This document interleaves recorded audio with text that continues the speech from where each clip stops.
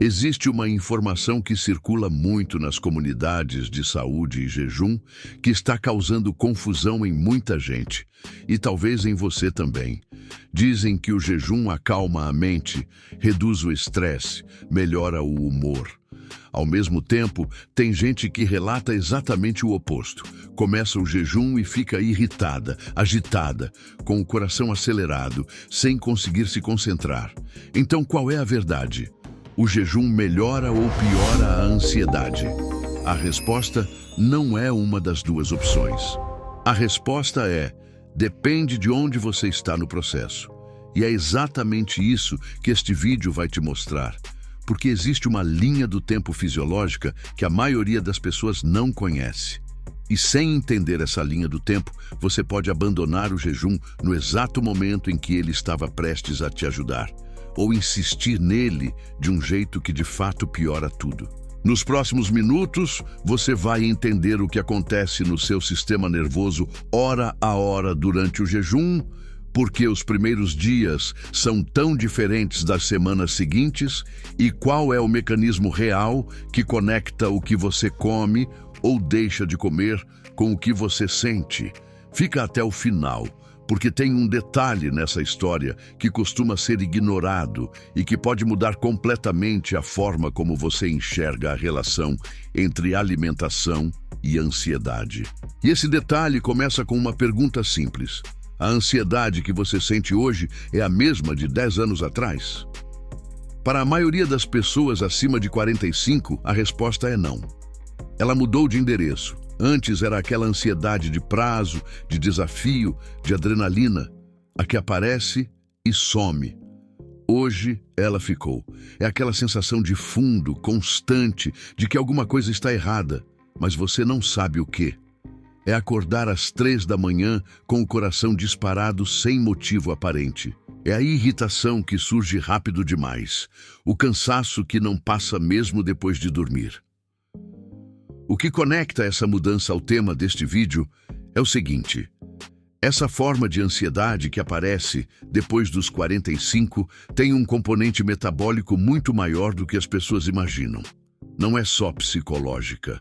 O modo como o corpo processa energia, os hormônios que oscilam, o estado do intestino, tudo isso conversa diretamente com o sistema nervoso. E o jejum mexe com todos esses fatores ao mesmo tempo. Por isso, a resposta para a nossa pergunta não pode ser simples. Ela precisa respeitar o tempo. Vamos percorrer essa linha do tempo juntos. Imagine que hoje é o primeiro dia em que você decide fazer um jejum mais longo, algo entre 16 e 18 horas. Você termina o jantar às 7 da noite e decide não comer nada até o almoço do dia seguinte. Nas primeiras horas, o corpo está fazendo o que sempre faz depois de uma refeição, processando, distribuindo nutrientes, mantendo os níveis de glicose estáveis. Você dorme, o metabolismo desacelera, e até aqui não há diferença para uma noite comum. Mas quando você acorda e o café da manhã não vem, algo começa a mudar. Por volta da 10ª hora de jejum, os estoques de glicogênio no fígado começam a se esgotar. O glicogênio é a forma como o corpo armazena energia de acesso rápido. É como a bateria do celular. Quando ela chega em 20%, o aparelho dispara alertas. No seu corpo, esses alertas chegam na forma de sinais hormonais. O cortisol sobe. A adrenalina entra em cena. Esses dois hormônios têm uma função específica aqui: mobilizar energia alternativa para que o cérebro continue abastecido mesmo sem glicose vinda da alimentação. O problema é que cortisol e adrenalina elevados também são a assinatura química da ansiedade. Então, o que você sente nesse momento, aquela leve agitação, o coração um pouco mais acelerado, a dificuldade de concentração, não é fraqueza mental, é fisiologia pura. O seu corpo está em modo de transição. E se você não souber disso, vai interpretar essa sensação como sinal de que o jejum está fazendo mal. Vai comer e vai interromper o processo exatamente na fase mais desconfortável, sem nunca chegar na fase seguinte. porque a fase seguinte é onde as coisas ficam interessantes. Por volta das 14 a 16 horas de jejum, dependendo do seu metabolismo, o fígado começa a produzir corpos cetônicos. Esses compostos são fabricados a partir da gordura armazenada e se tornam o combustível preferencial do cérebro quando a glicose está baixa. E aqui está o detalhe que muda tudo. Os corpos cetônicos não agem da mesma forma que a glicose no sistema nervoso. Estudos mostram que eles aumentam a produção de GABA, que é o principal neurotransmissor calmante do cérebro. GABA é o freio do sistema nervoso. É ele que diz aos neurônios: pode desacelerar, não tem perigo, pode relaxar. Pensa assim, se o cortisol e a adrenalina são o acelerador, o GABA é o freio. E o jejum, quando passa da fase de transição, estimula esse freio de um jeito que a alimentação constante raramente consegue. Por isso, muitas pessoas que praticam jejum intermitente há algumas semanas relatam uma clareza mental diferente, uma calma mais estável, um humor mais equilibrado ao longo do dia. Não é percepção, é neuroquímica. Mas tem uma segunda camada nessa história, e ela envolve o intestino. Você provavelmente já ouviu que o intestino é o segundo cérebro. O mecanismo real por trás disso é que o intestino produz cerca de 90% de toda a serotonina do corpo, o neurotransmissor associado ao bem-estar e à tranquilidade. Essa produção depende diretamente da saúde da microbiota, o conjunto de bactérias que vivem no intestino. Quando você para de comer por um período, o sistema digestivo ativa um processo de limpeza interna. As bactérias benéficas ganham espaço, o ambiente intestinal se reorganiza e a produção de serotonina melhora. Isso não acontece em horas, acontece em semanas de prática consistente, mas acontece. E quando acontece, a ansiedade que vem de um intestino inflamado começa a ceder. Agora, por que tanta gente tenta o jejum e diz que piorou a ansiedade? Há dois erros muito comuns que sabotam o processo antes de ele ter chance de se completar. E os dois têm algo em comum: ignorar o contexto.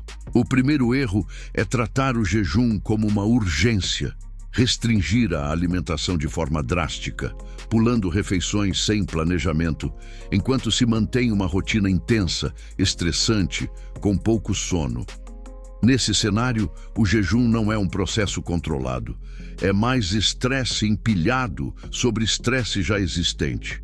O cortisol dispara, a ansiedade piora e o corpo entende que está sob ameaça, o oposto do que se quer alcançar.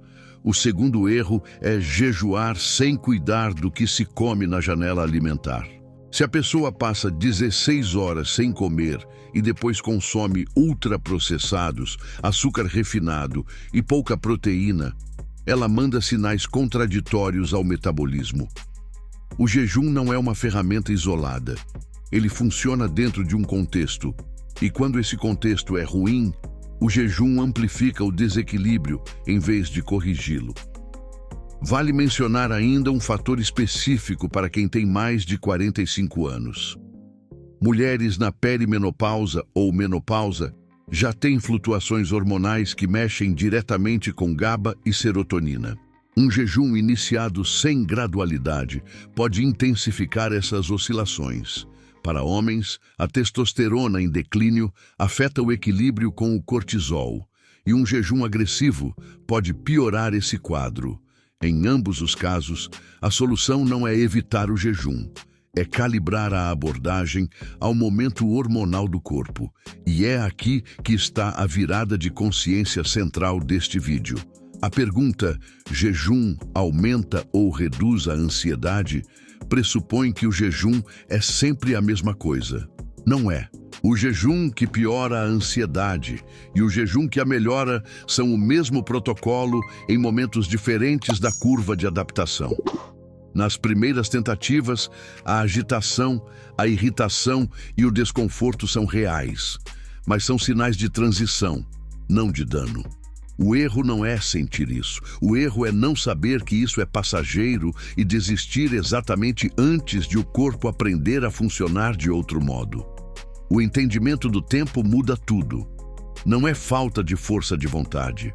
É o corpo aprendendo uma habilidade metabólica que perdeu ao longo de décadas de alimentação contínua.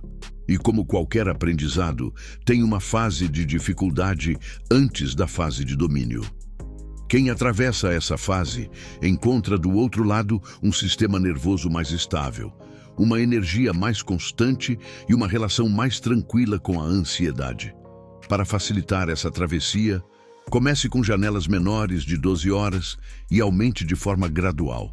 Garanta que a janela alimentar inclua proteínas de qualidade, gorduras boas e vegetais. Priorize o sono, porque sua privação eleva o cortisol e desfaz boa parte do que o jejum constrói. E observe os próprios sinais com curiosidade, não com julgamento. A ansiedade crônica que muitas pessoas sentem depois dos 45 não é uma condição permanente. Em muitos casos, ela é o sintoma de um metabolismo sobrecarregado e de um sistema nervoso que nunca descansa porque o corpo nunca para de processar. O jejum, praticado com consciência e gradualidade, pode ser uma das ferramentas mais poderosas para interromper esse ciclo. Não porque seja mágico, mas porque ele dá ao corpo aquilo que o corpo mais precisa: tempo para se reorganizar. Se este vídeo mudou a forma como você enxerga a relação entre alimentação e ansiedade, me conta nos comentários. Você já percebeu alguma diferença no seu humor ou no seu nível de calma nos dias em que fica mais tempo sem comer? Quero ler sua experiência. Se você ainda não é inscrito no canal, inscreva-se.